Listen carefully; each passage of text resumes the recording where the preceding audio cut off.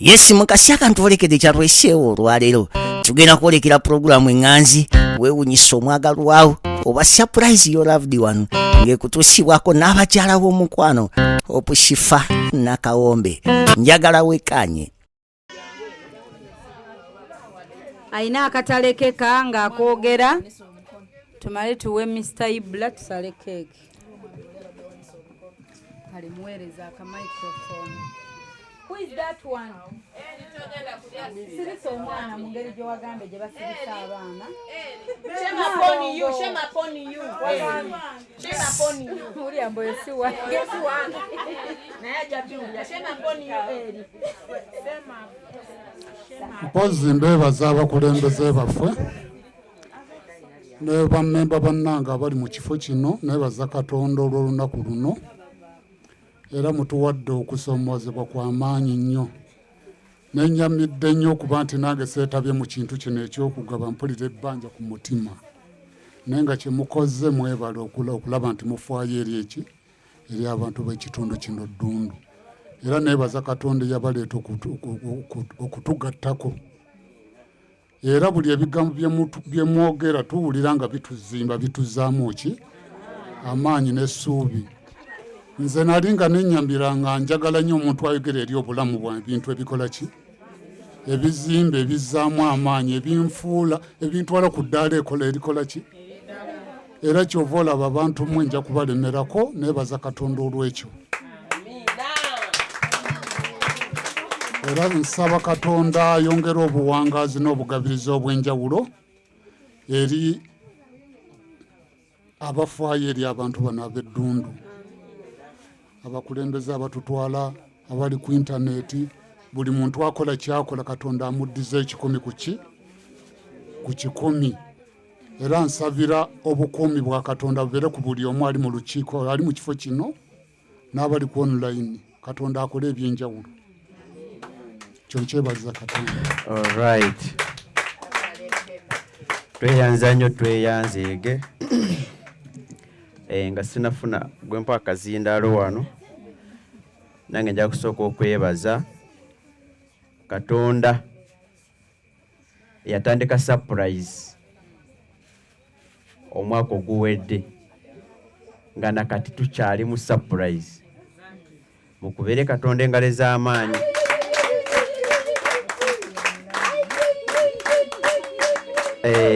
Njagala kwebaza Katonda nti Mami Hope katayina obujulizi mpulidde abuwa n'agamba nti Katonda mukoledde ebinene mu guno omwaka.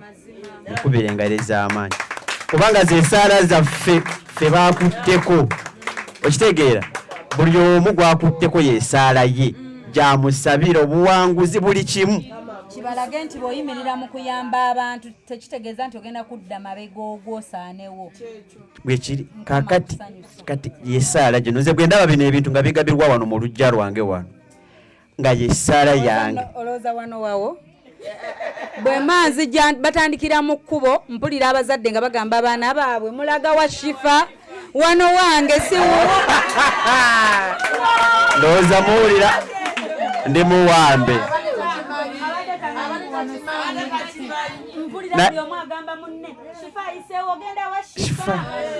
Ndowooza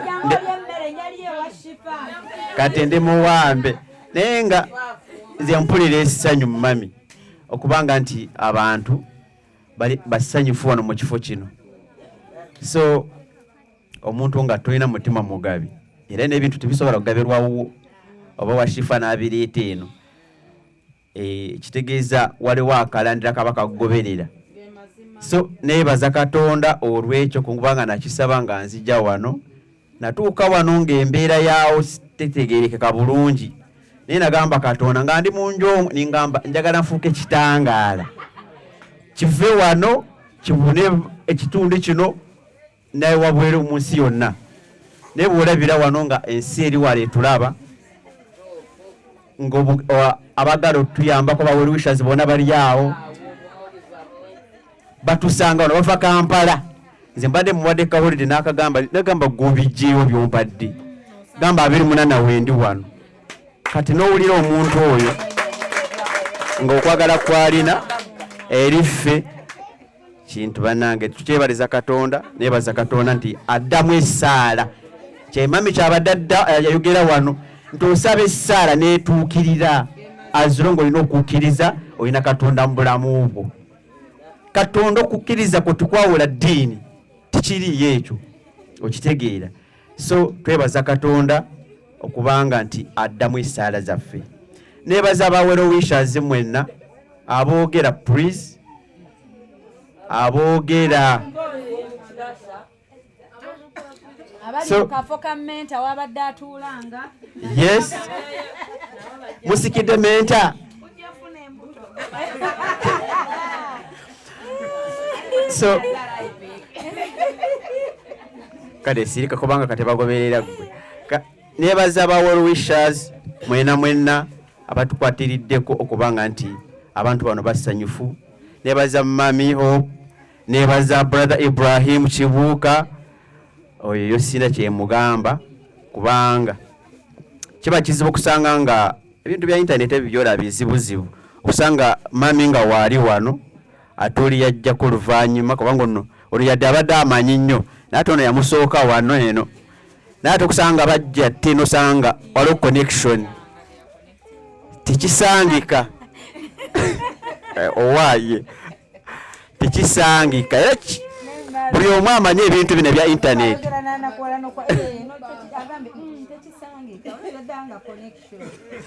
So ebintu bino abamanyi internet kizibu nnyo okusanga abantu nga bali kimu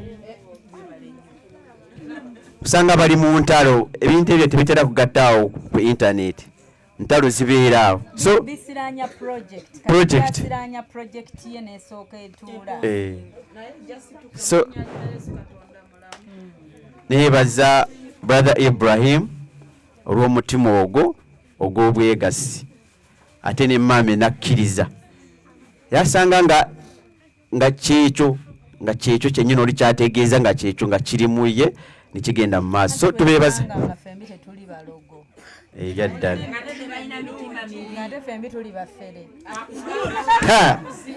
naye oyo baba nga bavumye oyo kimanyi kuva 2015 osaaga katugoloza aba akukeneka atasobola tekisoboka oyo tasobola bwena abakufuma baawano odiringa nabaawano naye okumanya abantu nga bali eri tebakulabanga kwate ne bakufuma so naye nga obufirenga buno bweffe tubwetaaga mu bulamu bwaffe. So nebaza wala abantu amanya gabeerawo nga Mama Agatha tumuwulira nnyo oyo ye wanjawulo muku kubanga era mumuwulira. Mami Christine, Harriet Love, ba Shadia. No, Shadia. Bayinza okulowooza nti ebyo nabiriise oluno. No. Shadia yansaba ebifaananyi nga tunalowooza n'oyo nga tanalonda Sylvia wabo. Yes, bayira abadde akyali bweru, yes. Nga nsaba ebifaananyi by'abaana ba Naalongo. Yes. So yakitandika dda kuva nga akyali bweru. Alaba Naalongo yalaba okugamba jangu wano kubifaananyi tamanyi nawe mbitwala. yayagalirawo Naalongo era bwentyo bwe namusevinga Shadia friend wa Naalongo bwe kiri. Bannange nebaza mami Naalongo yava mu ntalo najja nangamba naye omanyi nva mu ntalo naye bataddeko akakufulu wali konze munnange gwomanyi. So nebaza Mami Hope okubanga simanyi bw'okitegedde naye munnange oyo omujje ku muguwa mbadde oningamba mami nabeera nze namuyitanga malayika ono naye takitegeera malayika y'okunsi alowooza ekintu naye nga gyekiri naye ng'oli ali mu ntalo ze tazimanyi zaalwana kiri kumaliza nga akigudde kato oyo abadde bubi nnyo nga nze abimanyi. So tweyanziza nnyo mami olw'omutima omugabi banna simanyi naye nga tukwebaza n'abantu abakwagala n'ebibyo bannanga abagala kifa n'ebyo tubeebaza kubanga amannya mangi tusobola abamalayo. Nebaza abo nange abanjagala naye nga bandabirako ono banjagala balina enamba zange. Waliyo mukyala Gideoni, waliyo oyo Namukisa Rose n'abalala bangi naye nga balina contacts zange. Sisula njala munnange, sisula njala kubanga ina ne bengamba mpaayo naye nga tebammanyi naye nga bawulira balina okwagala. Okitegeera nampa nimugamba sirinaamu nampa omutwalo ningulya naye nga namujja ku ggwe tandabangako naye nga awulira. Okitegeera. So neebaza Katonda olwokubanga nti yanteekako favor, abantu banjagala ku lwa mami.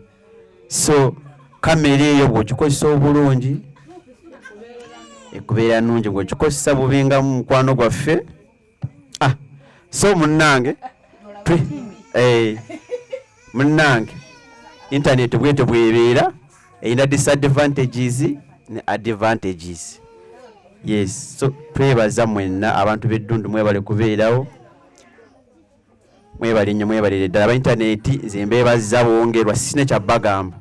So tulina omugenyi abadde aludde tulabako, ovulo waffe akoze emikolo yagitandika ekabaale egy'okugattibwa empozi gino gy'abadde abuze naye kati ndoza zigikola. Toyanze nnyo, toyanze brother Dennis okujja n'otulabako abatuuze babuuzeeko.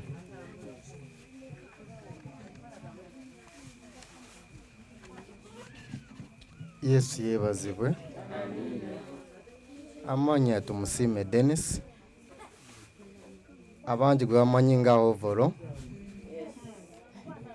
Sooka kwebaza Katonda atukumidde wano, okwebaza mwenna ababaddewo mu kiseera kino. Sibaddeewo kituufu naye nga mba ndaba kigenda mu maaso. Neebaza Mukama lwa Hopusifa n'obugabirizi bw'atugabiridde. Nze wawe olw'embeera awo ebiseera ebisinga ne nkuba akafaananyi emabegako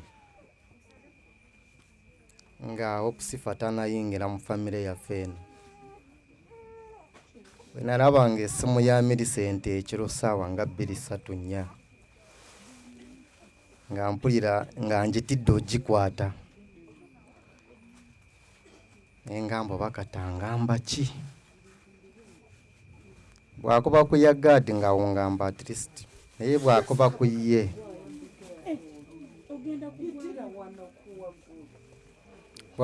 ye nga mpulira neeraliikiridde nga simanyi kiki kyangamba ekituufu. Naye essaawa eno nza bw'agikuba ngikwata n'essanyu. So neebaza Katonda yatutuuza nga famire n'atuleetera Hopusifa. Nange kati era bwe mulabako essaawa eno mpulira emirembe.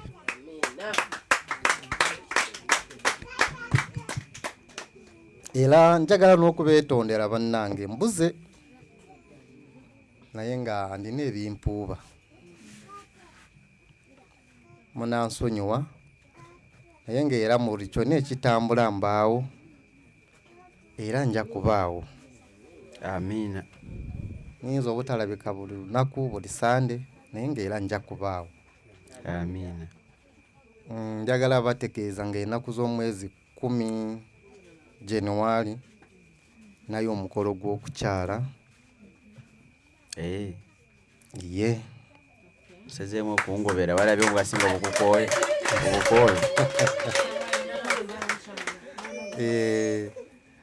So muganda wange ono namugamba edda, namugamba omanyi waliwo ebintu ebimu by'oyiseemu byempitamu ku myaka gye yafunira mu Millicent. Buli kimu kyonna twafuuka nga balongo. So ennaku z'omwezi 10 mwe ngenda okukyala. Amiina. Anaaba alina kasobola nsaba ku buwagizi bwammwe n'ebyo bitono Omukama bampeera omukisa. Amiina. tweyanzeege twagaliza birungi byereere kubanga omanyi olwani nkola interview eri nga tuli mu nyonyi eyo Ibra yambuza bantu ki mikwano gyo abakubeereddewo nayogera brother Dennis wano omulala bamuyita brother Apostle Andrew ali eyo Kalamojja muyita Andy bano nga nfunye obuzibu bano ababiri abo nga ne baba bakuli muno bwampa omutwalo olwaleero mukubeera ekyo ne mugamba guweddewo mpa omulala ate n'agumpa okitegeera so wala abantu b'enjawulo ababeerawo okitegeera so abantu abo ababiri sisobola gamba nti bavudde mu mayindi zange yesi sisobola kubeera sister nampa nalaba nga abadde ampa naye so waliyo abantu nga bo balalamukko so abantu abo ababiri Katonda abampeera omukisa abankuumire buli kyemukola kyonna mu bulamu bwamwe Katonda agaziye buli kimu kitambule bulungi so wala abantu abeetaaga essaala nga tebeetaaga kutattaganyizibwawo mu makubo gye balowooza okitegeera so omutima omulungi bw'obeera nagwo tosobola kukola loosi tobeeranga na loosi ng'obeereddewo omuntu omulungi takolangako loosi bw'ogaba era oba ojja kufuna teri muntu agaba n'akola loosi tekiriiyo era ky'olina teri muntu ali wano nga tasobola kugaba taliiyo kubanga kyemanyi n'obuba osuza enjala enkeera oba ojja kulya okitegeera so mubeere n'emitima emirungi abatagirina ate mwe abagirina gyeyongere mwebale nnyo mwebalire ddala ngenda kuwa brother Ibrahim atubuuzeeko yazzeere tuba tumukulisa amakubo eyo saawa zino zibeera jaamu butakona mata jaamu nosako kuguno nolowooza oli kubbula ekyo wajjeko nga wakubyonda omuntu ettaala ne munnange abeera siride ku kkubo webale kujja brother Ibrahim olutukatekera Christmas yaffe tubuuzeeko tweyanze kale ngenda muwa naye maama budget ndi wano ku item 15 transport kanonye emitwalo 4 wow obugalo tweyanze nnyo tweyanzege mami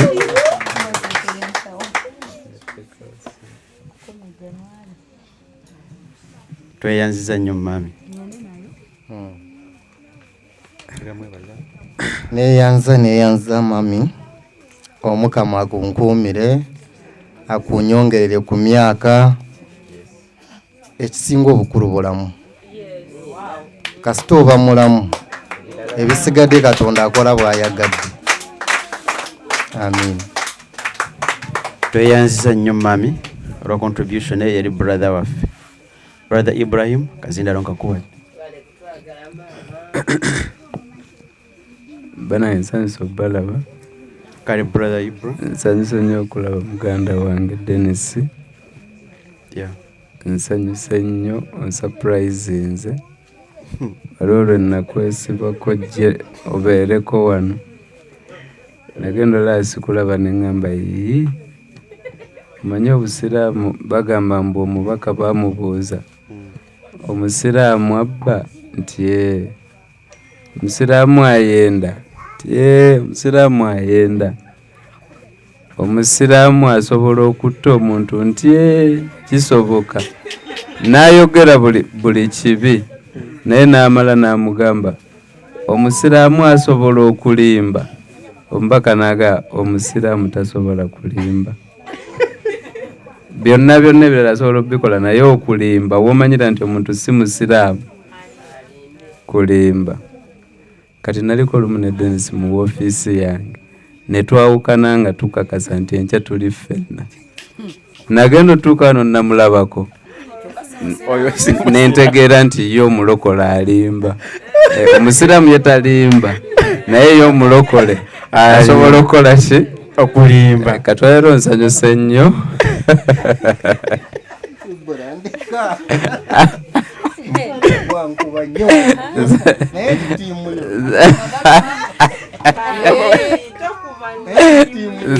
yataddemu ne ssente nsanyuse nnyo saidiyo okuba nga nkulabyeko. Ekibi kye nnina abantu b'empita abo mu nnyumba njogera bubi bwe mba njogera nabo. Simanyi nnyo babikkirira era sirina nnyo nkolagana nnungi n'abantu bange. Naye ate be saagala ndi mulungi nnyo. Waggwayi nze omuntu gwe saagala nseka nnyo. Amannyo gaba kungula ebbanga lyonna kuba sirina kye nkufaako. Ne bw'okola ebyobusiru ebisinga nsigala nga ate mwana wa mmange. Naye bwe baganda bange tetukwatagana kuba sikukkiriza. Bulookola eb'ekisiru njogererawo kati. Gaadi bw'aŋŋamba nti omuntu asinga omubeerawo ye Dennis. Kati nze Dennis tasobola kukola binyiiza ate nenzija wano ne muwaana.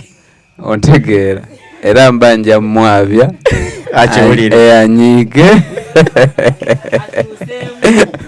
Atuuseemu. Onfuna bulungi. Millicent ndeka. Naye nga banaye nsanyusa obbalaba ndi musanyufu nnyo. Kale ndi musanyufu. Naye nga sinaba kwerabira bye njagala kwogera. Bagambye nenga 28 tuli wano. Naye engeri gye tulina bye tuleese kiba kirungi nnyo okunyumiza abantu nga bakkuse. Baba n'essanyu obaako bye bagamba nga babiwulira. Nkubiriza abazadde abali wano muweerere abaana. Mwebere ku kuweerera abaana. Abatasobola kuweerera njagala babulira nze mama wange kye yakola okunnyamba osomako. Simanyi oba eno waliyo mwenna musome. Nze mama wange yansindikanga ku mwenna musome buli lunaku. Kale ebiseera ebyo ffe twasasulanga 2,250 nga ye fees ku mwenna musome. Naye 2,250 ng'osanga abaana ku kyalo kyonna nga tebasoma. Lwaki? Basaba ssente nnyingi. Kati obudde buno essomero lye nasomerako erya gavumenti ndaba bajeti yaabwe ng'abaana aba senior 6 basasula PTA na guluseedi nga PTA waayo wa $10,000. Naye era omuzadde owulira nga balwana baagala bakyuse ne headmaster w'essomero olw'ensonga essomero lya gavumenti naye kati bateekawo n'okusaba abaana ssente. Kati $10,000 ku bantu abakozi ziba ntono. Kampe ekyokulabirako nti nze nnyinza obbanga ge mafuta gennywa okujja wano. Kiyinza obbanga kyekyemisana oba kyamisana oba kyaggulo kye tulya wano buli lwa Sande. Ekitegeeza nti oli zaayagala okujja n'omwana ku ssomero oba okumukyusa n'ekyemba mugobe. Ffe ate kyekyemisana kye tulya wano buli lwa Sande. Onfuna bulungi. So oyinza owulira 2,250 zaali ntono. Naye nja kugamba nti ekyalo kyonna abaana baako baali tebasoma. Si omwaka guno nze tegumbeeredde mulungi nnyo. Era nyina akalombolombo buli mwaka mmanyi okgenda eyo ewaffe gye nakulira. Naye ku luno sigenze. Naye buli lwengenda ntera okgenda n'omuntu ne mulaga abantu be nnakula nabo obulamu mwempiseemu. Ffe abantu abamu batusanga eno waggulu n'omunyumiza ebintu n'agawa abaana b'abagagga naye anoonyayo ekiboozi ekinyuma yeefuula atufaanana. Kati abo bwe batyo buli mwaka nfunayo ne mugamba njagala omperekereko ne tuyita Lwamalenge ne mulaga ne mugawo no ye Kafeero. Kati nga sinaba mwanjula ye yasooka okumpita amannya ate mwe ge mutamanyi. Kati omanyi buli oba n'omuntu akumanya ennyo omuntu akiraba n'amanya nti omuntu ono amanyi. Kati abaana bonna be twakula nabo ku kyalo kwebali bafuuka banyi banjaga bafuula batamiivu bayaaye. Naye ensonga yali emu ffe maama waffe bwe yali atusindikanga ku ssomero nga ne 2,500 nga taziina naye nga bakugoba leero enkya n'aggamba ddayo. Ne bakugoba leero enkya n'aggamba ddayo nga tewali lwagamba nti enfunye omukisa tugende ffenna tulime. nga buli nnaku akuzaayo ku ssomero n'owulira ne batuuka okujja osoma abaana ab'okugoba gwe n'ofuluma nga tebannasoma kubanga ng'era okimanyi ku lisiti oteekwa okukola ki okubaako. Naye bwe twabanga tugendanga mu kunyigiriza okwo okungi ate nga tulina bannaffe abatuyeeya mugenda mwenna mukone era kale ffe tuli bamusomo gwalema naye ate mwe mwenna mukone beki. Ne bwe tugenze no mu secondary kulokuba amasomero gaddera gakyavu nnyo nga ffe ge tusomerako bweba Busunju college nga baliyita Bufumbo college kubeera engeri gye gaba ag'ekyavu era mubaamu emize mingi egyeye bawala kufumbirwa bakoma senior 1 ne yeefumbiza senior 2 naye ne tulemerako. Ebola mbadde ngamba muganda wange ono anjogereremu oluzungu ndunyumirwa nnyo kuba sirumanyi kati lwempulira alwogera mpulira essanyu nenga nze tennafiirwa otegeera era nkwebaza akazungu bane tumukubireko omukazi ate naye ndyogera nnyo nti olulimi sirumanyi newakano olulimi sirumanyi era nakati nkyasoma ekiraga nti sirumanyi nze ne ku ofiisi waliyo omusomesa nsomesa njigge lwaki nti nsomedde mu masomero ago mwenna mukone naye nga buli nnaku nkola ki so mbakuutira abazadde abali wano muwerera abaana lwaki ntandikidde eyo ife mu kunyigiriza okungi yadde twasomera mu bonna bakone ge masomero ga gavumenti abantu bwe bagayita naye leero omusajja yafunye obuganzi mu constituency eno yennyini mwe tuli gwe bayita Walukagga oyinza n'okusala nga wano wabaddewo abamwagala ennyo nga mumufiirako nga nammwe muli bamativu muteekeyo ataasoma muleke omuntu eyasoma ng'ate nammwe mumanyi okusoma bwe kutawaanya ne ssente abazadde ze bateekamu. Naye kyatuyambye nti electoral commission neetunula mu papula ze n'ezigaana kati leero balaze nti ne kkooti ekkiriza nti teyakola ki kirimu bibiri nti fe abaasoma tusanyukeko tugambe nti emirimu gye baatutegekera naffe leka tubeere tugivuganye okategedde gw'ataasoma naye vuganya ku gijjo kuba ffe twagendanga namuga tugenda mwenna mukone. Ekyokubiri omuzadde okirabe ky'omwana ono gw'oli mu kusaagisa agenda kula atuuke ng'ensi emwagadde ng'ensi yonna emwagadde ng'abantu bamwagadde olw'ebitone by'alina olw'okwogera kwe olw'essanyu nkimanyi Walukagga anfaanana nze waliwo ensobi ze nakola mu bulamu bakulu bange ne bataŋŋamba nina ezira bwe natuuka nenzira mu kisenge nenkaba nenga naye kino nenkikola baganda bange ne bataŋŋaana kale bandiŋŋanye neŋŋamba nti baŋŋaana nenkikola lwampaka kati Walukagga kyemmanyi anyiigira abantu abaamuzaala bw'abanga abadde atuuse kibadde ku nkiyita oba shuwaddiir nti bannabusiro bo babadde weevu yabakutte abaga tugenda muyiira akalulu ate okumanya weevu ekwata bubi waliyo nakati abanyiivu nti nooyo eyamugye tetugenda muwa naye bambi mbakubiriza mumuwe muve mu byekiyaayi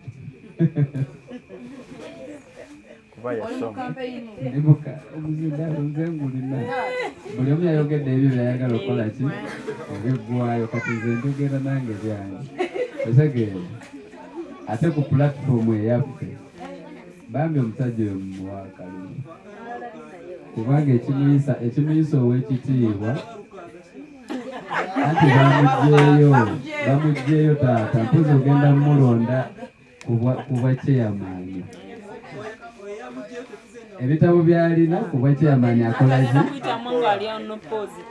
ebitabo byalina kuba kyeyamaanyi awangula ate nawe asobola otukolera obulungi esegeera naye nze personally nze njagala nnyo ekitiibwa efakitira kinkyagala n'abakirina nkibawo abantu bonna ensi beeyagala waliwo omusajja omu wano mu Uganda ng'ensi yonna emwagala bamuyita Ronald Muwenda Mutebi kabaka wa Buganda ono omusajja ali wano abantu gwe baagala okusaagiramu yamuwa ow'ekitiibwa ku myaka 27. Ku myaka 27 yamutuuma ow'ekitiibwa. Sissa ow'ekitiibwa bibiri bya njawulo.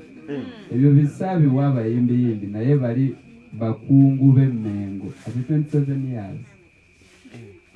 Naffe emyaka 27 tugibaddemu naye mutubuuze tubadde tukola biki. Otegeera engero ena n'ebyokola ne bagambako noba nkyali muto naye nga bo bali mu kulwanira ggwanga. So I respect them abakoze ebikola ki naye ekyokuyiga kanve mu kukampeininga ekyokuyiga tuweerera abaana. Omwana musindike ku ssomero, omwana tomukkiriza kugoberera genda naawe ku lubimbi ate temwewanika.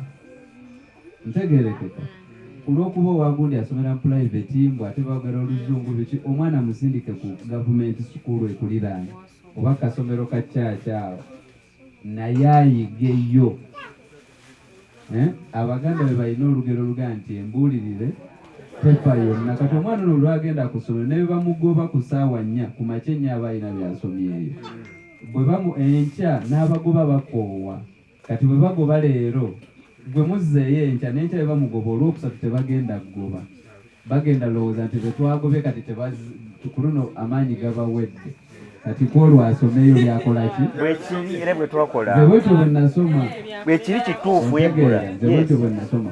Omwana ono olwalaga interest agenda otuuka mu P7 nekuwabaayo omuntu agamba nti bannaye omwana ono naye ayagadde nnyo alaze okwagala kamusasule registration. Nze bw'atyo omukulu gwe bayita Kakooza bwe yantaasa n'asasula registration naye nga kuva P1 kusasoma ku class ne taamu neggwako yonna nga mmazeeyo 2000 nga sizimalangayo nga always mba bebabanja ontegeera.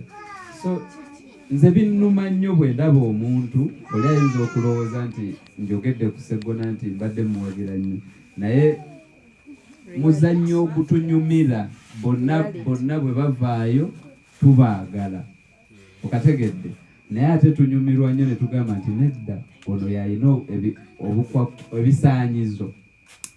Kati bw'avuddeyo ate kinnumye nnyo okategedde. Mbadde ndyoke okugwa ne Sseggona naye nga noono avuganyiza ng'era alina ebisaanyizo. Kati kiruma nnyo okubanga toyina bisaanyizo ng'ate chansi yebadde ekoze eki kibeerawo nnyo. Ate tusanga obuzibu abaana abaagala okusoma bwe tuba n'abazadde abalireeze. Nze lumu nali mala senior 6 ne ngenda mu kibuga eyo ne nsanga akawala nasoma nako P7 ne katusinga. Naye bwe katusinga kati kaali kabeera ne jjajja ssente ne zibula.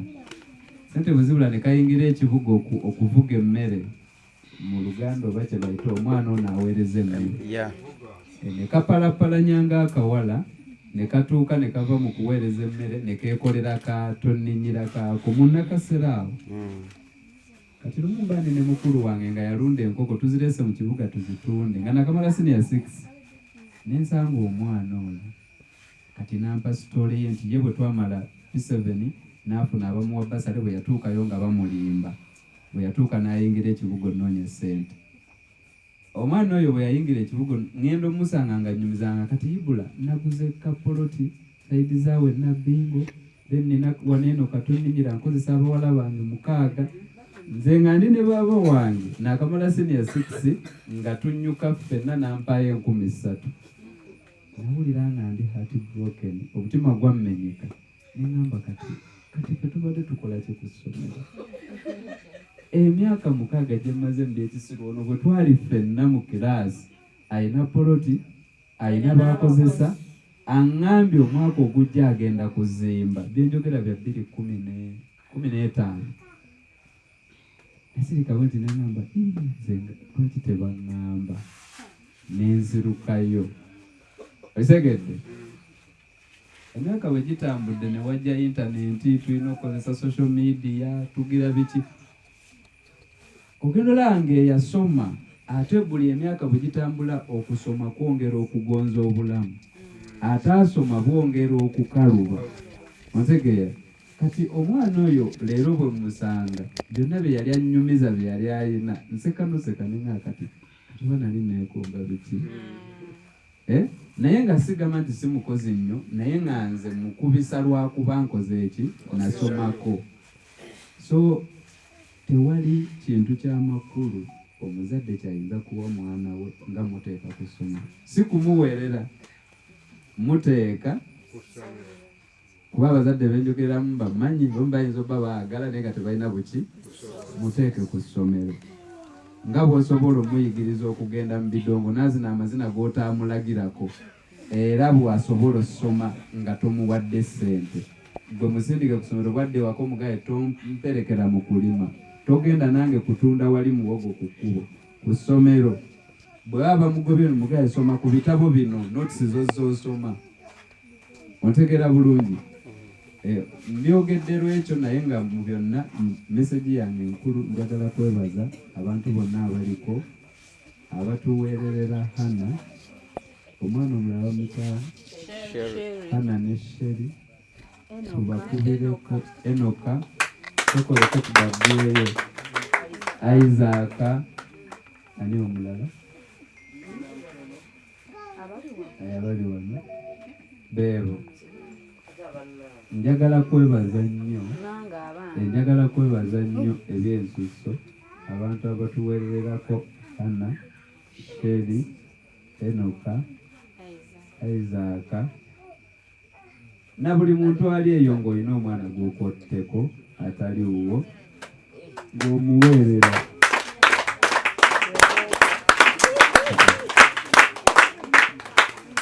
N'abaali baweerera Rebecca twebaza atoyigira mu mboozi yange. So byonna bikolebwa naye neebaza nnyo abantu abaweerera abaana. Mbeebaza nnyo, mbeerawo ne mbeegomba naye singa nafuna omukisa nga Enoka gw'alina, singa olunaku lwankerera nga nfaanana Isaac ekitegeere singa Shefa yajjako mbulamu dadi weesimbye olina Shefa naye mbeerawo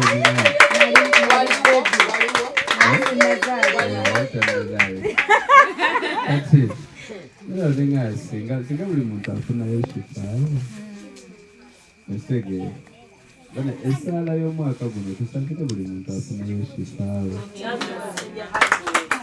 ate tusabire buli muntu ate tusabire buli muntu afuuke Shefa w'omuntu ekyo nga temukiwadde buti okitegeere. So twebaza nnyo abantu abeerekereza. Personally buno mwaka sirina bijulizi bwe nentako, gwe mwaka ogusinza okuba omuzibu gyendi, era tupata bakunkubira ssimu leero nga tosigujjukira nti guggwako. Mmanyi okugaba naye mbadde sirinaayo wakuwa kubanga gumpisizza bubi nnyo. Naye ate era bwankubidde nembaako kenkwata kale tenenzijjukira nti nina maama wange, maize buli kyalo ninako bammange, kale nenzijjukira nti ate ekatende gyembeera waliyo maama. Era bwe nvudde ku ssimu ye bwenti nenkyama mu supermarket ate nangulira maama wange neŋŋamba ab'ettundu baba bagenda kufuna bye bakozesa. Maama wange naye amaaso gayinza obba gali mu kkubo nga naye kambeeko kemukolaki. Naye si maama nzaala, meseji yange njiwa baana bano abato. Maama nzaala yafa dda, yalinga yasigalawo ali eyo wala, naye buli kitundu wentuuka mba ne maama. Mukyo nkyagala okusobola osigaza empisa era nga nina omuntu gwenswalira. Era bwe mbula oba kwekwasa linnya at least ntandika okugamba nti naye yali afaanana maama wange, so that afuuka ani maama oba bwe muwulira nga wangabi nga nkikulembeza oyo ye maama anzaala ate era nkolera ddala nga bwe wandikoze ku maama wo. So neebaza akasimu konkubidde nti kanzijjukiza mange zikazaamu omutwalo nako ngenda gutwala waliwo famire yasooka okunsuzanga e Kampala. Emyaka gye nagenda e Kampala nina abantu abansuza emyaka nga tuli mu single room naye nga tebatudde kungattako nga tusulamu abantu nga 8. Kati nabo Christmas yo ntera girya nabo always. Oluusi nyinza obutabaayo mu buntu naye nteekayo omutwalo. Kati kino kinzijukizza famire ezebbiri. So kifa nkwebaza ekintu kino kyokolera abantu. Sala za gadi zezitera okukola. Gadi sabira kifa ekintu kino akibeereko mwaka ku mwaka paka lwalifa. Naye nze zange tezitera kukola. Osaba omusabira kuno. Oba nyina kusabira gwe zitakola eziri. Oyagala kunsabira zange zikole? Nazo zikule. So naye ndi musanyufu nti omwaka tugutuuseeko oba tuze ne tutuuka mu Desemba nga tukyali ffenna. Ekyo kinene. Personally kyenyinza okugamba kyenfunyemu nti nze Bruneya mukola ekintu tewali kinsanyusanga kubanga nkibaddeko. Nyinza okuba njesezaamu emirundi ng'ebiri. Ebyo tuva nabo e Kampala bamanyi bwe tuzitowa okujja wano buli Basande. So bwaba nga wali ekyenfunye mu mwaka guno kibadde ekyo kyakusobola kujjanga wano buli Basande. Kusegeera. Naye njagala kwebaza omuntu omulala Mama Sumaiya, thank you so much.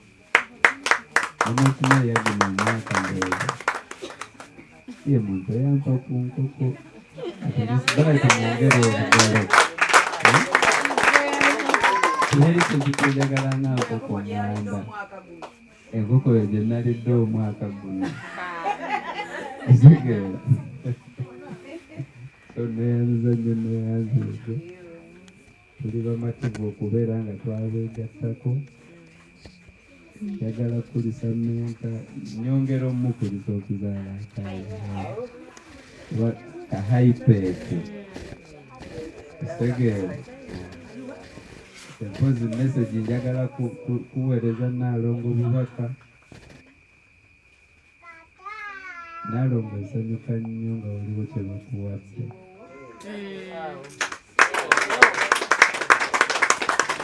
Naye ate era okusanyuka okwo nsaba osigaze essanyu eryo ku mutima nga ne waba wakunyiizizza okozesa ssanyu weerabira bye bakunyiizizza nkulaba nga bw'oba onyiize osukkawo.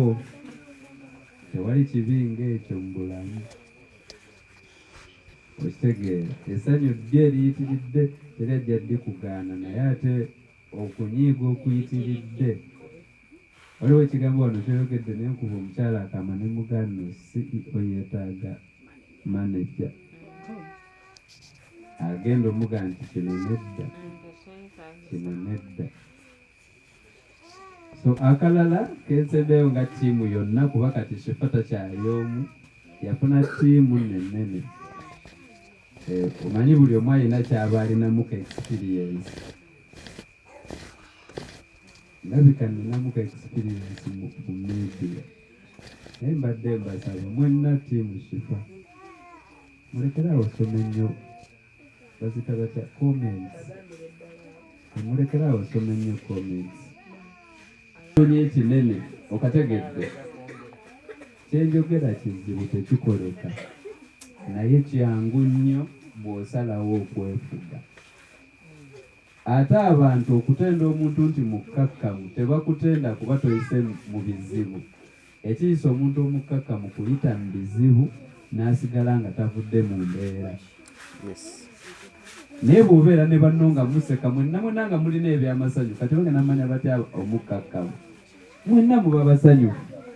naye bwe wajjawo ekintu ekinene we bakusuubira okugyayo ejjambi yotemu omuntu n'ogamba nti mulekedde Katonda ajja musasula, kiba tekitegeeza nti tonyiiga oba nti tolaba oba tekikulumye. Era waliwo ekimutuukako nga si gwa kimukoze n'ogamba yafunyeeyo abalevo ye, naye nga naye wali osobola okimukola, naye ekikutuumye ensi neganti naye omuntu oyo mukkaka kubeera nga bakulinnyeeko. Nze zijjukira nnyo mmange alina akantu kamu ke yakola sirikeerabye. Yafuna nnyo olutalo ne banneiba, waliwo entalo zaye maama wange tukuze ku kyalo nga mulokole, kati naye ng'ate ku kyalo kiri nga kyogerwako ewagundi baseze ewagundi baloge ewagundi, kati nga tabeera mu gurupu z'abakyala kubanga tebafaanagana mbeera, ekirala nga banywi nga buli ddakiika mwenge, kati ate nga ye mulokole. Kati nga Shifa bw'ayogedde wano n'agamba nti nze waliwo abantu nga tetukyayina mboozi. Kati omulokole abeera buli kadde mu kukebera ku nnyiriri, bw'asoma Matayo bw'asoma ani, ate talina bw'agenda kukwatagana na mboozi abadde wa Nabulime oba ewa Beereddene. Kati nga bw'atuuka talina mboozi nabo. Onfulira bulungi. Bye byaggwera nga wabaawo abamuwalana yeeyisa bubi takola biki. Kati lumu oluyombo lwalinnya ne lutuuka nga omwami n'omukyala batabukidde nnyo mmange, kyokka nga neiba ddala nga Gaadi bwali wano ne jjajja eno nga we tunona omuliro nabo bagunona. Olumu ewaffe waliwo akaana kaabwe nga kalwala nnyo, naye nga ne bwe kalwala bakaleetewa Mama Saidi ye mmange n'akasabira mbu ne kawona. Kati nga tulina enkolagana eyo. Kati baafuna oluyombo nga lunene, omwami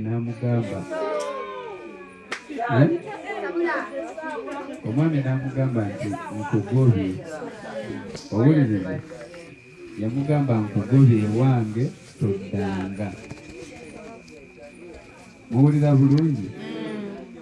Maama wange n'amugamba nti ekituufu muzeeyi wamala nkimanyi kwali kuba yakyali mulamu. Namugamba muzeeyi wamala omubye ewuwo, egogo mazima, naye ekizibu ekiriwo nti nze ndi munaku nja kwetaaga omuliro, kati sirina bwe nnemwa kujja wuwo. Okujjako nja kujja ontemeeteme, naye era ensi ejja kugamba nti banneiba baakoze eki, naye nze ŋŋenda kujjanga eki ewuwo, sirina bwenkyewala. Onfuna bulungi? Era bwe bwakeera enkeera naddayo nenninda ndabe maama bwadda n'ebisago ne wamala yaswala nga talina kyasobola kukola. Nentegeera akagero kali ak'Abaganda ke baga nti omukwano gw'abato gufa nseko. Kati kibi nnyo abantu abakulu okweyisa ng'abaana abaki. Abantu abakulu bayomba, abantu abakulu beegeya, abantu abakulu basobola n'okulwanamu, naye mulina okwawula nti bino tebitwawula. Twayomba olw'obutakkaanya, naye tetusigala tuli baki bannyumba emu. Togeraga nti omuntu afudde ogambe nti oyo yanvumye eggulu sijja muziikirako. Ontegeera? Kati nze social media eno ngitwala nti kyalo, tuli ba ku kyalo. Yadde abamu baba tebatumanyi naye tetumala ne twemanya. Tubulaba nti tulifunyeemu Shadia Nnyombi, mwe muli bamma Christine Nagawa, mwe muli baani. Naye nga naye oluusi bwe yali akulaba olwasooka yakulaba ng'omusiru ng'atategere nga biki. So kyensaba these people abaku online, bw'oteekayo bw'oti ebintu nga Madamu Shifa byateekayo, buli muntu yakulira wuwo, agenda kwogera kyayagala. Okategeera? Ate kibi nnyo ate okulaba nga Naalongo omuddamu. Otegedde kibi, ekyo tusigenda kibikka. Lwaki? Tuyige abantu abo bwe batuvuma tubeebaze. Emboozi buli lwebulwa ababaddamu efiira awo, ne banoonya platforms endala gye beevuma, ono n'avuma, ono n'addamu, ono n'avuma, ono n'addamu. Naye mu olw'embeera nga bwe bavuma temubaddamu. Ontegeera bulungi? Bakakkana, omuliro ne gubaggwako. so tukyaliko ku media tugenda mu mwaka mupya ekyo nsaba Shifa ngamba atero kyogera enkakasa kuliko abaliko muyinza obba temuwulira nsaba abaliko ekyo mukiyige bw'oba omanyi nti ndi tiimu Shifa okategedde nze nange nina tiimu gyebayita opportunity nekiyinza okulwawo okusanga nga bavumye olw'ensonga nti bw'ovuma nkulumba mu inbox kuba kyekigiisa tiimu yange nzija mu inbox direct nekugamba toddamu kuvuma eyo komenti gijjeeyo muleka nvume bijja muggwako era tewali kye batavumeyo gadi abimanyi otegeera banvuma okujjako ate esobola oba strategy nga twagala komenti zibe nnyingi ku positi ate awo tusobola okugamba bavume kubanga bavuma nebeddamu ojja kusanga nga komenti eriko replies 100 ontegeera naye bwe tuba twagala mboozi esirike bakuvuma nobagaa thank you so much nze nno nkakozesa nnyo ate nga nkategeeza omuvuma byonna neyanza bw'aba yagadde nnyo kuddamu ennyo kyaddamu ekine nagamba naye totegeera kale okitegeera ne kale totegeera n'omugaa naawe okirabye waliwo eyanvuma kino kankyogere nga nkiziseeko naye yanvuma ekigambo nagamba ofaanananga ebitundu bya maama we ekigambo kyeyanvuma kati nga kyogere dairekiti nemugamba nga byali birabika bulungi kubanga nze kimanyi ndabika buki byali birabika bulungi teyaddamu so nga nandimunoonyeza nange nemulangira nange okitegedde era buli eyalaba kyenamuddamu yakonangako n'aseka busesi okitegedde kati midiyo yino gimanya nti olwobeera n'abantu abasukka 5 abakugoberera tebasobola kubanga bategeeranga ggwe kati ekikufuula omukulembeze waabwe era kubeera ng'otegeera obbasinga okitegeera kwe bakirabira so nsaba ttiimu gye tuli mu kuzimba wano oba abantu abambala ttiimu Shifa ebigambo byeyogero bimanye nti biri tulizentinga Shifa ntegeera bulungi ekyokubiri njagala kijjukizanga nkiddamu nti tuli mu kunoonya sente za Garden New Center twagala kuzimba wano ennyumba kutandikira gadi bizinensi tubate beeyagale n'olwekyo nkubiriza buli ali eyo omwaka ogujja tetwagala guggweko ngeno ensonga tewedde twagala tujje wano nga tulina olujja olunene bwe tutuula nga tusobola obeerawo ne tenti zino 2 naye kati tubeera wano ng'abantu bali eri mu nzikiza bakazi batuna ebisaanyi biyinza obba ate kati waliwo awo agenda ozaala mugabi kati obanga ekisaanyi kyamulumbye abuuka atya mama Bianca akyaliwo takitya mbutufulengera gye bali okitegeera bana abaliko mutuyambeko okubanga kuliko abaliko nze personally nsiima nnyo njagala beebaza ebintu bino byemutuwa okitegeedde naye mutuweeyo akakadde 3 5 ebino tugenda birya biggweewo naye waliwo ekitaggwawo ekitase ekisigalawo nti ennyumba eyo kwaliko $5 million ez'omuntu gundi onfuna bulungi nti kino so bana etusaba busabi mutukwatireko nga tutandika omwaka bwe mbadde ntwalira omukyalo oyo ebintu bimutwalidde nina omwana gwe mbadde naye nagamba naye oli mugagga nemugamba ndi mwavu nagamba nedda nze mbeera naawe ogaba bw'owulidde emmere ogaba tiipu biki nemugamba tekiri ku bugagga kiri ku mutima okugaba nemugamba naye ate munange kiyinza omaliriza ngaobeera oba bwe bugagga kubanga waliwo lwengaba nempulira nga sirinaamu nga mpeddemu naye simanya nkya gye zikolaki. Infact era mugaye nti nga nakati kati zimpeddeko kuba waliwo shifa zansabye nga mbadde sikyabijjukira saabibaze ate kati nanzijukiza ne omulala buvunanyizibwa bwennina okukola nemuga kati ziweddewo. Naye oyinza okunsanga nze nga buli mwaka bwekyo bwembeera oba buli mwezi nga ziba zikoze eki ziweddewo. naye ate ogenda okwesanga enkya nfunyiriza amafuta ng'oluddako nfunye zensasula bannange benkola nabo. So bwe tubaako kye tukolera gaadi tetugenda kuwavuwala ate ate obeera awo kiwulira nti twamukolera omukolo ne tumukolera embaga ne tumukolera banaye atuleke. Tulina be tuwa buli mwaka Krismasi ate buli mwaka egenda kujja okategedde naye ng'ate bubawa bamanyiza obbawa era bagenda kukulinda okategedde. So tukolere gaadi eno ensonga eggwe mutuweese ekitiibwa ffe abajjeno buli basande naye ate naffe mu maaso gammwe tugenda kuba tubawa ekiki tosobola kugaba noga nti ekikulu bwengaba shifa yafuna crediti abantu baba bakulaba ne Katonda anti Katonda nze ndooza nti be bantu bamaliriza bakulabidde mu ye okitegedde. So nsaba omwaka ogujja eno ensonga tugifuule serious tugigguse. Akasembe sebo headboy sigenda kubeera best man saagala ne ku luno bigaane bannesibireko mbuze wa bisiraani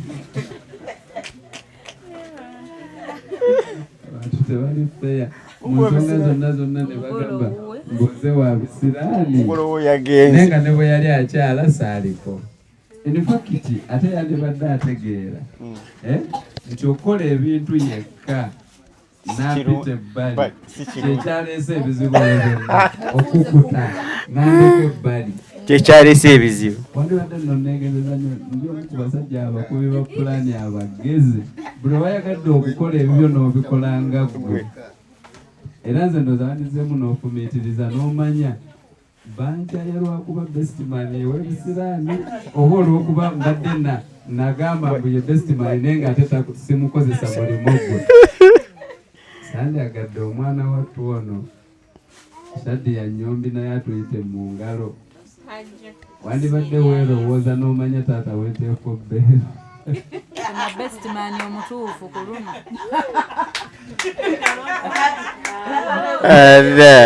wandibadde nno weetereeza ku luno londa bulungi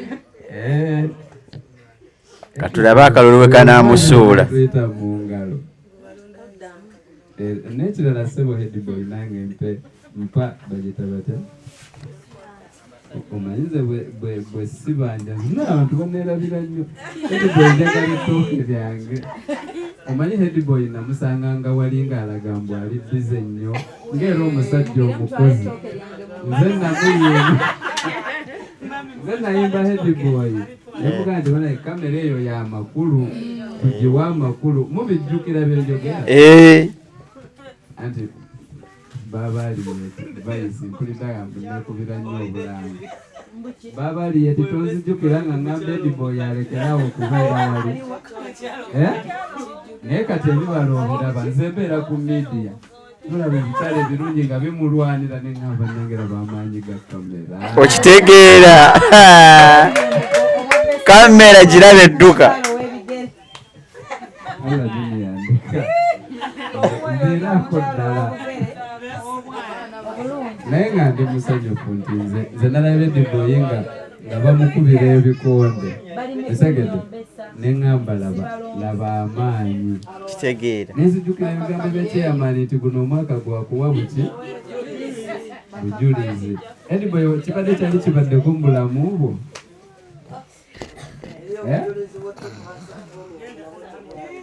headboy kibadde kyali kibaddeko mu bulamu bwo wama n'olaba ebyana ebiwala ebito nga biyaayaana kibadde tekinnatuukawo kino kisusse.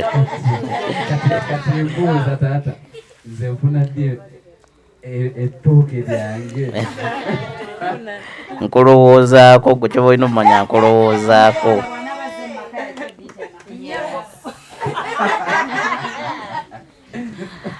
Naye nga njagala otwala omukisa guno okwebaza.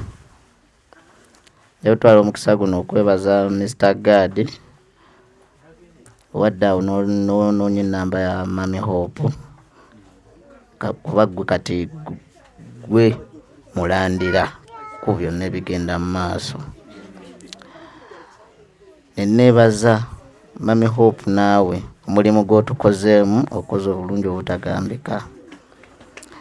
Neebaza Uncle Ibra byonna n'amaanyi g'oteekamu. Kituufu waŋŋamba naye era ebigambo byo nabigula era nembikola era nembiteeka mu nkola, naye nkyalina pulaani yo njirina.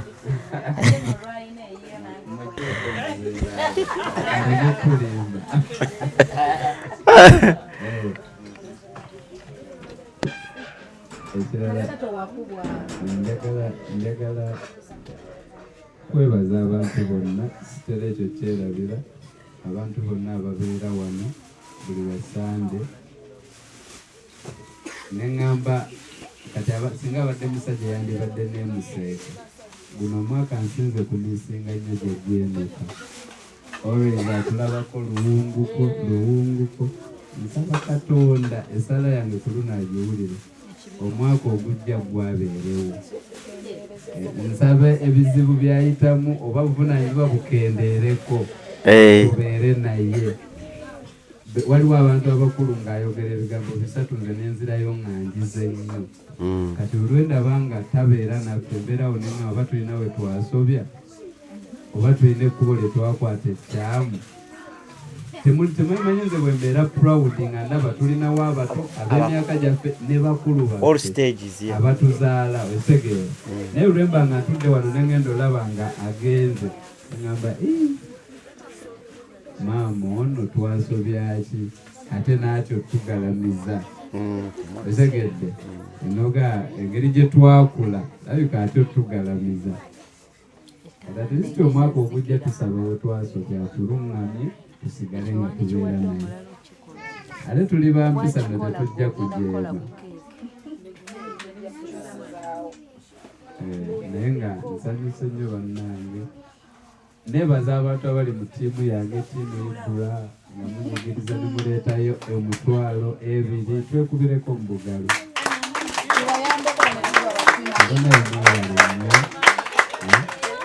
Ttiimu yange yesingamu abaana abato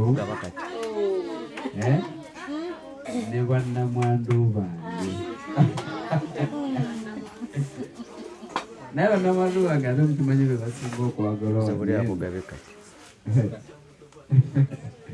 nebaza nnyo maama wange okuba nga otufumbira ku mmere ne ttiimu yo tukwebaza okutufumbiranga. Sobola zikyagula mmere nzija nkimanyi maama yafumbi. Era mmwe wano bwe mugenda emisiri nga nasooka ng'essowaani zange ezi ezegeera wazayinirira kasembayo eyadizayinize kakeeki kano sonange tenkiyo naye nina kyesaba. Omanyiro nasemba olaba ku keeki eriko akantu ako nagenda osika bwezi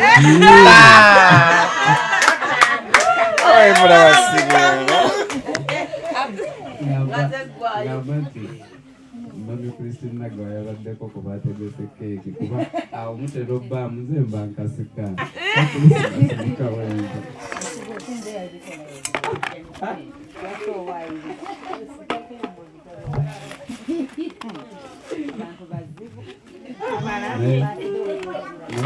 Ngenyiriza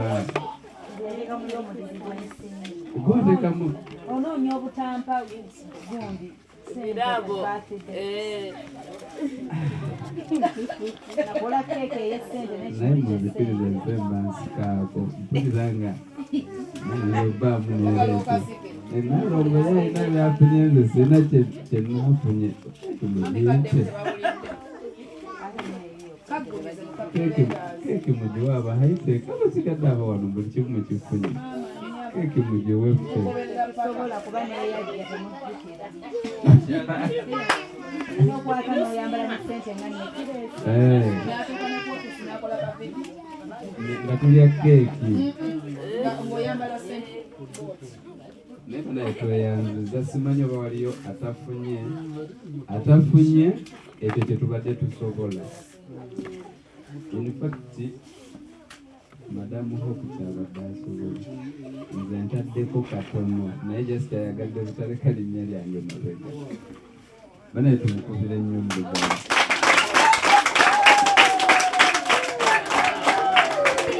Gambe Hope weewale ebintu mubisonga wano munaku ebiggwayo ate ne mukiteekamu akajanja ne mumpeera eyampa enkoko obubeera bubiri.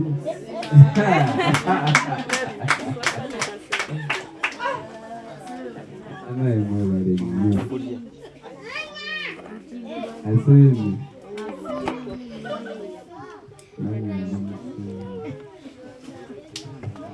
essanyu terijja kuŋŋanya obutava ku muzindaalo kyokka nga tene keeki tugyagala muzikiriza enkome wano naye nga mbaagala nnyo.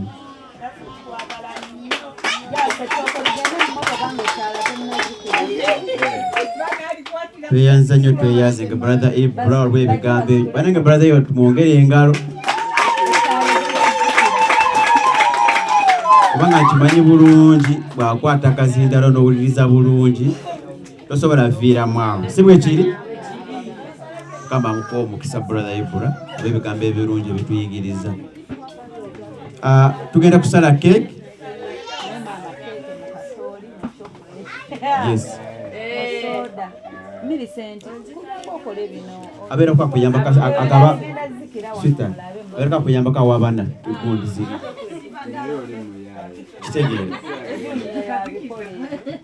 abeera kuyamba ko Edgar gabira abana chocolates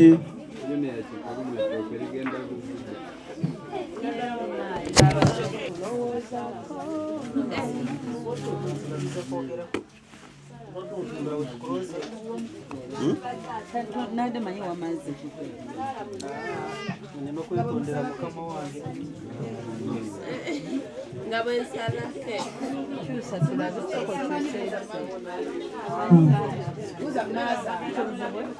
ngenda kusooka nsabe abali mabega sayidi eri abali mu nzikiza muggyeko mu maaso kuba saagala tukole empisa embi wetuba batandise kuba wakeeke musembereko mu maaso eno abali mabega mbawulidde emboozi yaabwe mbadde ntuddeyo nga mbawuliriza mujje musembereko eno mu maaso nga bagamba ki so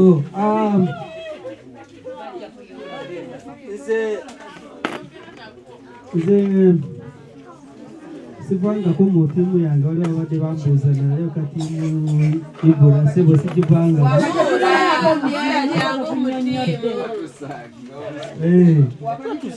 kati era mbadde nina kenatambudde nako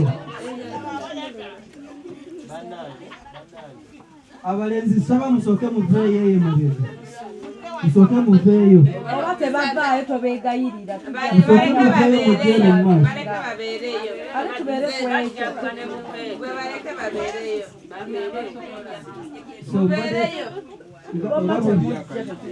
so nze nga bulijjo mbadde natambudde n'omutwalo nga gwatibula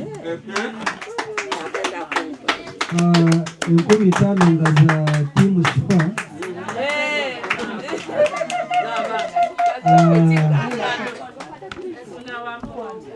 ziweze meka mu kitundu 15 Sherman's Park. So mwabagamba nti nava mu ttiimu yange sekituufu teri agamba tekuliiko. so bulaza Mbadde ndeese wano sente zigende wano. kanzigenteekemu Teziri wano. Kimale kino. Kyekyo.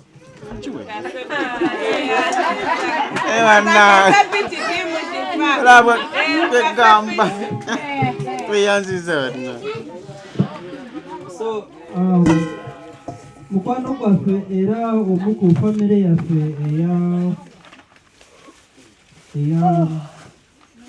eya tiimu hokushifa bakadundu abadde ampadde obupula luno lwa bajeti ngasaba tuyimirire wamu ffenna naye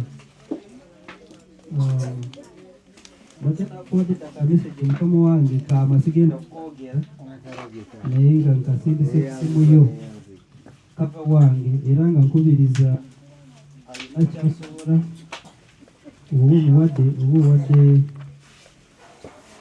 oba okungudde kyamaanyi oba olinga awaddeyo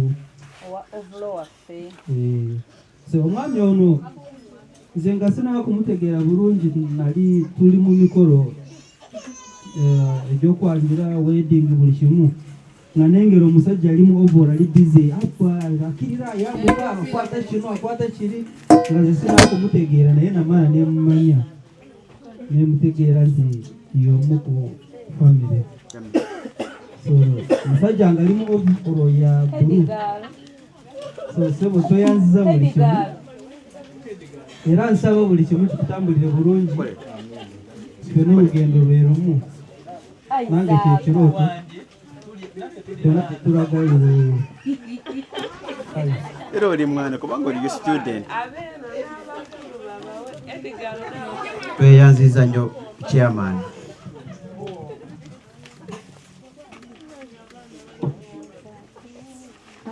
Nsonga y'eno Mr. Dennis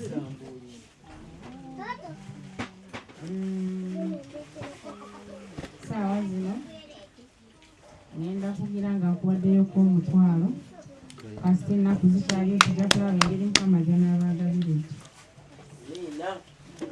Tweyanziza. Okay. Oli omulala?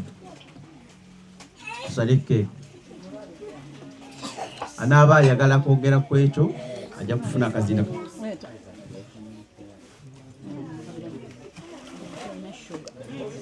Naffe tuli baana.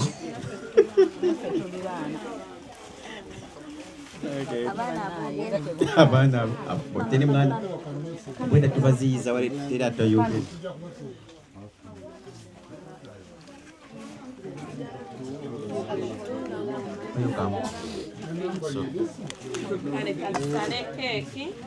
Katusale keeki. Wale tuyagala okwogera ku mwana, okay? Okay. Sala keeki kitala tekigenda.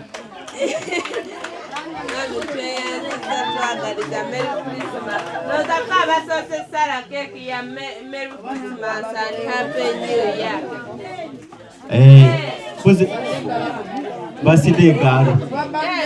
Happy. Jangu baliza.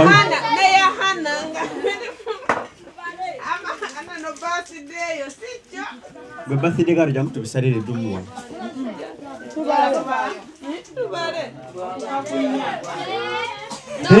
Muri obulaka nga tobutaddeko tobwokeza abutya nugula atulaba osale nani Noweri no wanoyi.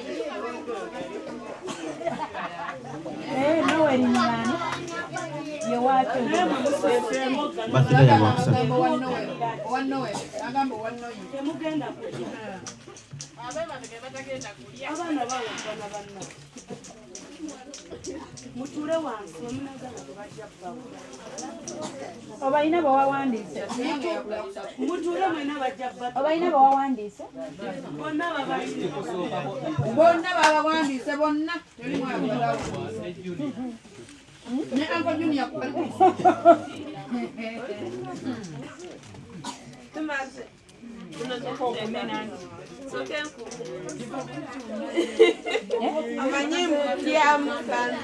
walize wali wodduka bulungi emisiri sagala kungwira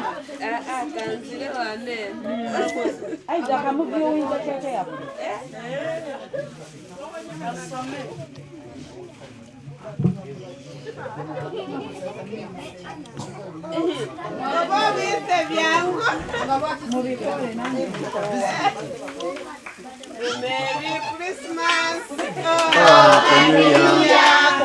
Merry Christmas.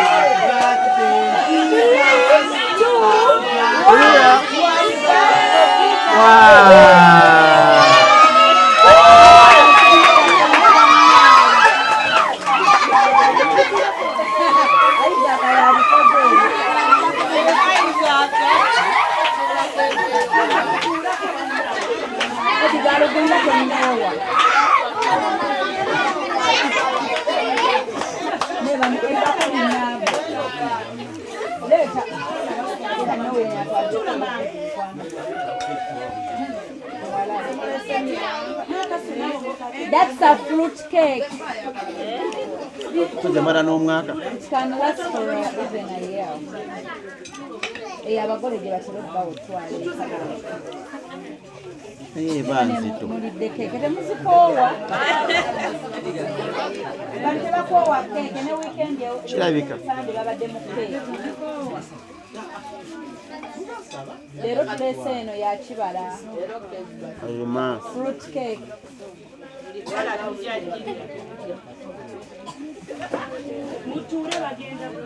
kyobola bosoba ku mukolo ng'oli wa wano osoba ku mukolo nga bagwa mu keeke n'obatunuulira na butunuulizi affe twala enye kitandwa baleeta keke twatunula ntunuulira era teri enkikwata nako twagirekera abaana balye mbokaze binene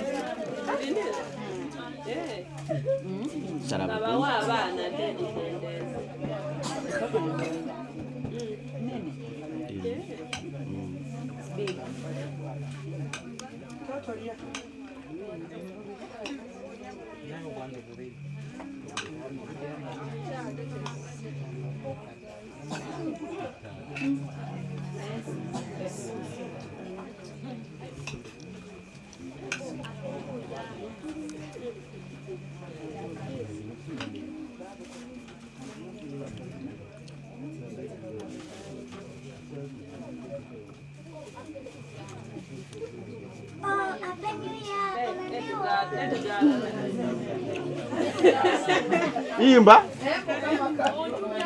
Edgar yimba mpulire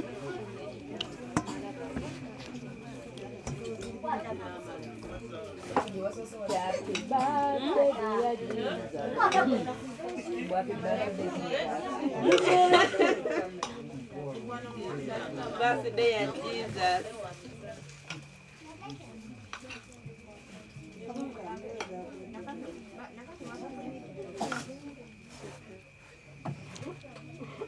lengera omukyalo omutegeke bano betwagala ewa Faruku Merry Christmas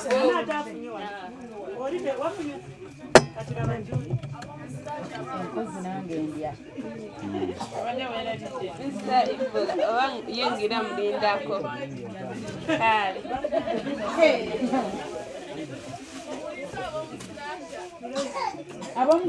boye bewooma This is the sweetest. nyo gwate buli kimu kirina empooma yakyo kale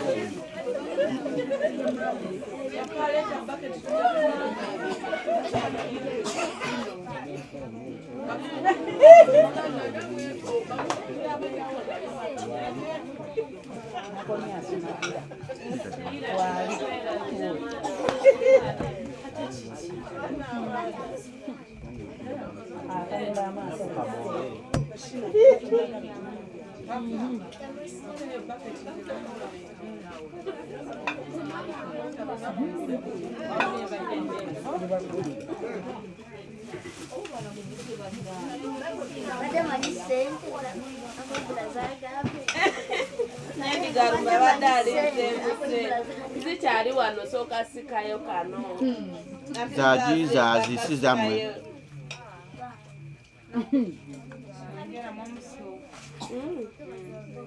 Ataniaga basoda.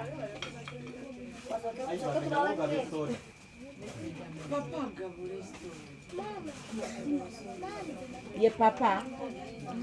Bade manyi ye Enoka. Ye papa, ye ani. Ye daddy, ye mwami. Nedda kali kagambye nti Mami ki? naye adesa akabeera. Mubadde manyi mpaayiriza. Obadde omanyi mpaayiriza. Wakola surprise olina gamba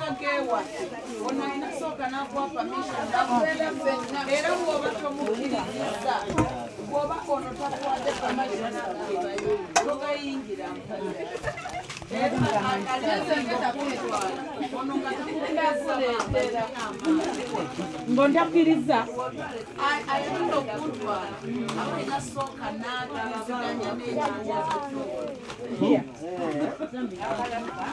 tobolaba buli budde neebaza mukama yeebale kunyamba n'akubeera wala mu kisulo ate nga sikyakumpi ate nga sikyakumpi nga wala ng'olinnyawo emitwalo kyeneebaza mukama nti omulabako holide ne mukujjako n'agenda era mwonoonyi alabeko ku life endala ku mikwano yeefunireko emikwano gy'emirala ate gasibakayanya gubasaza mukabu naye gye bweyongera ajatuka afune ku girlfriend okiwulire gwe yalinda mbu weebuuza ku ye ajja kulekawo olujja ne girlfriend we ng'enjo giri mu bwogu akaseera kajja ate yera ajja mmala kwebuuzaako bw'anaafuna owuwe bw'anaafuna ono girlfriend we naye namala kwebuuza ku maama ye wafu awo wendi akasimu ko nja kukakwataako wendi kalinze myaka mitono myaka gigenda ba mitono myaka 5-7 sabe bulamu njagikwata essimu liva eno kasi kyamutegeera nanfuna emisango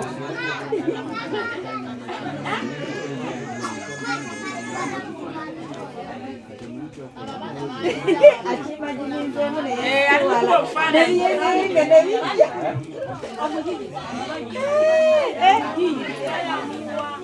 tajja kwebuuzaako tajja kulinda opiniyoniyo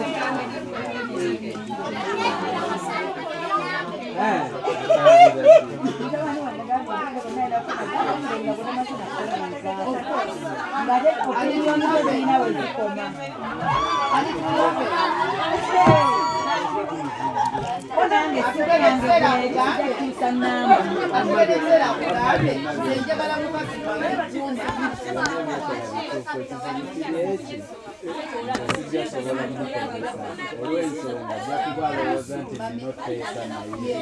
nkyatuula ku mmeeza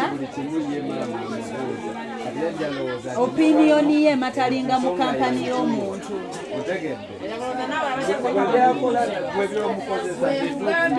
bummwe naye bw'ofuluma ewaka sala eno sayidi nemwe abantu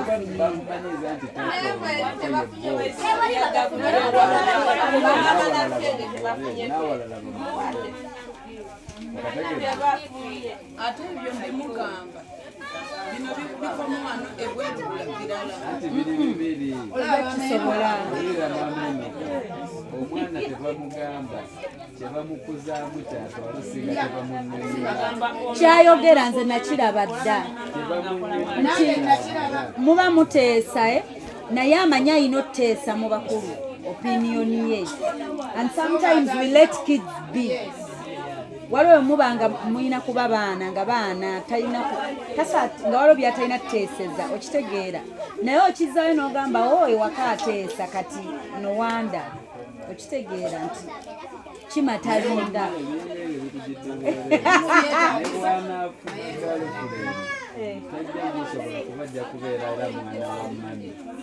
kyekirungi ekyo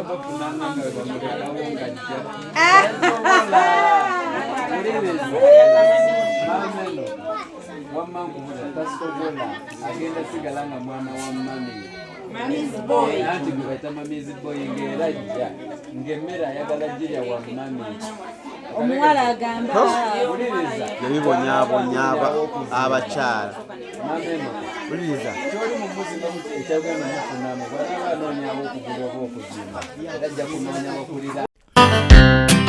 Yes, mukasi akantu olekedde kyatweseewo olwaleero tugenda kwolekera pulogulaamu eŋŋanzi weewunyisa omwagalwawo oba surprise your loved one ng'ekutuusibwako n'abakyala b'omukwano Opushifa Nakawombe njagala wekanye.